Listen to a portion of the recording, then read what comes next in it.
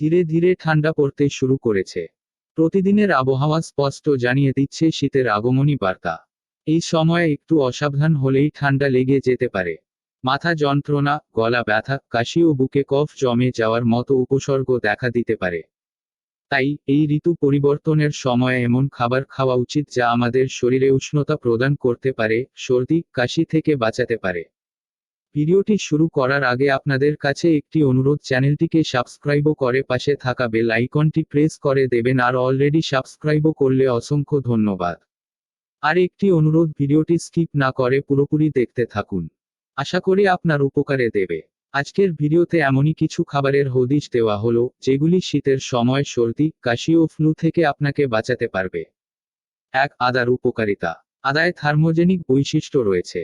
শীতের সময় শরীরে তাপ উৎপন্ন করতে সাহায্য করে এটি, অর্থাৎ ঠান্ডা আবহাওয়ায় শরীরকে উষ্ণ রাখতে সাহায্য করে আদা। দৈনন্দিন তরকারিতে আদা ব্যবহারের পাশাপাশি আপনার সকাল বিকেলের চায়ে আদা দিয়ে পান করুন। আদা দিয়ে কারা তৈরি করতে পারেন। আদায় অ্যান্টি ব্যাকটেরিয়াল এবং অ্যান্টি ইনফ্ল্যামেটরি বৈশিষ্ট্য রয়েছে, যা ব্যক্তিকে শীতকালে সুস্থ থাকতে সাহায্য করে। 2. রসুনের উপকারিতা।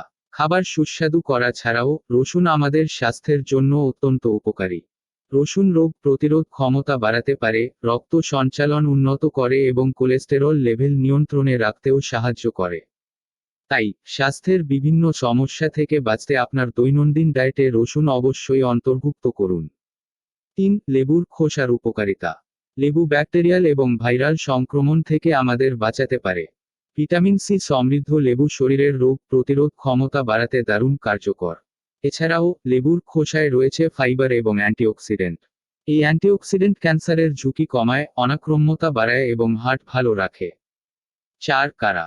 2টি লেবুর খোসা, কয়েক কোয়া রসুন এবং 1 ইঞ্চি আদা একসঙ্গে পিষে নিন।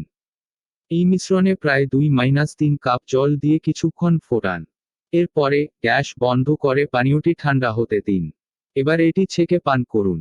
ভিডিওটি কেমন লাগলো অবশ্যই কমেন্ট করে জানাবেন। আর চ্যানেলটিকে এখনও সাবস্ক্রাইবও না করলে অবশ্যই সাবস্ক্রাইবও করে পাশে থাকা বেল আইকনটি প্রেস করে দেবেন, আর পরবর্তী কোনো বিষয়ের উপরে ভিডিও দেখতে চান অবশ্যই কমেন্ট করে জানাবেন। দেখা হবে পরের ভিডিওতে। ভালো থাকবেন, সুস্থ থাকবেন।